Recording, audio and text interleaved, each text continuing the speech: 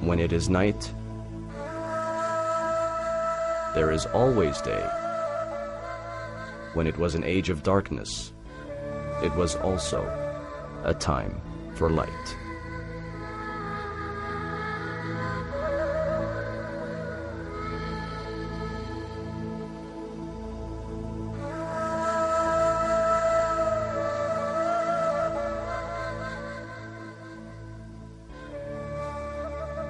Islam's golden age was a time of prosperity and advancement, a flourishing civilization with a superior quality of life. With Islam as their driving force, Muslim scholars excelled in various fields of specialty. They were intellectually unrivaled, particularly in literature, science, and technology. What paved the way for Muslim scientists was the community's ability to sustain its growing economy. This was achieved with advances in technology, especially in the area of agriculture. Networks of wells continuously provided communities with water. Water-raising machines were used mainly for irrigation.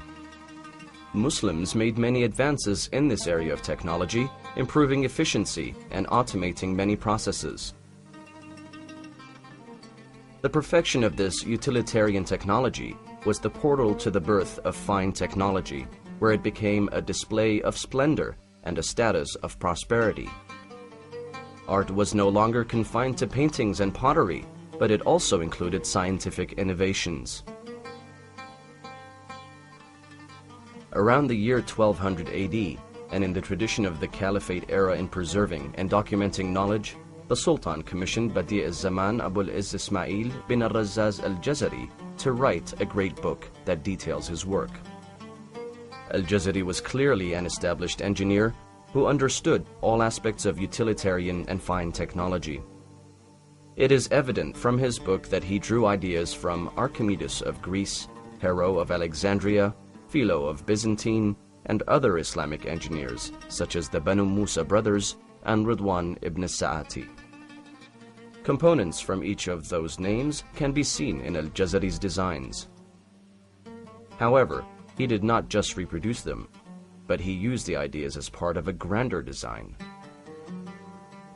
He put together the Book of Knowledge of Ingenious Mechanical Devices. It consisted 6 chapters.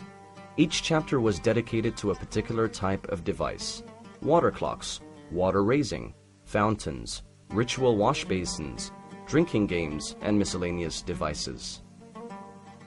The major categories are further subdivided to describing each device.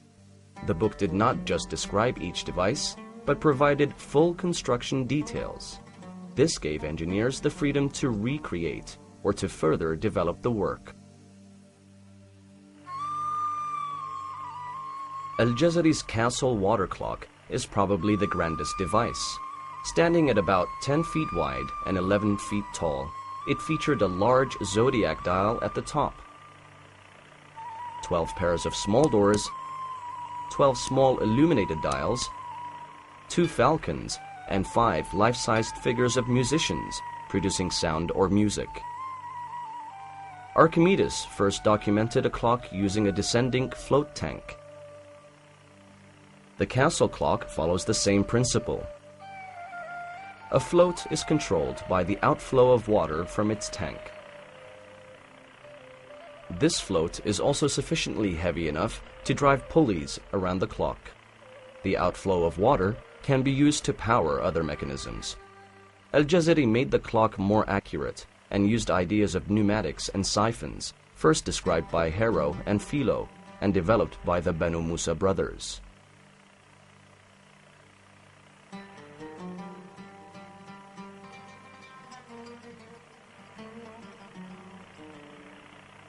The elephant clock is another example of Al-Jazari's meticulously designed devices.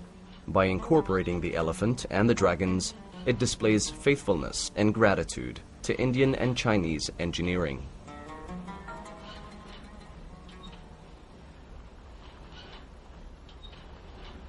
The book also illustrates fully automated water-raising machines that derive their power from rivers or streams, as well as devices powered by animals.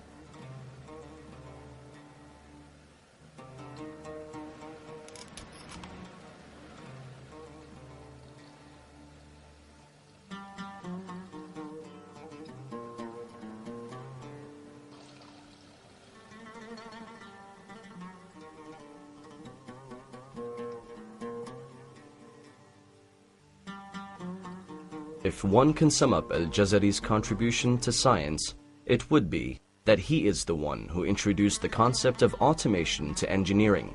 He also beautified engineering with practical artistry and imagination. Al-Jazari is but one of the countless Muslim scientists overlooked by history.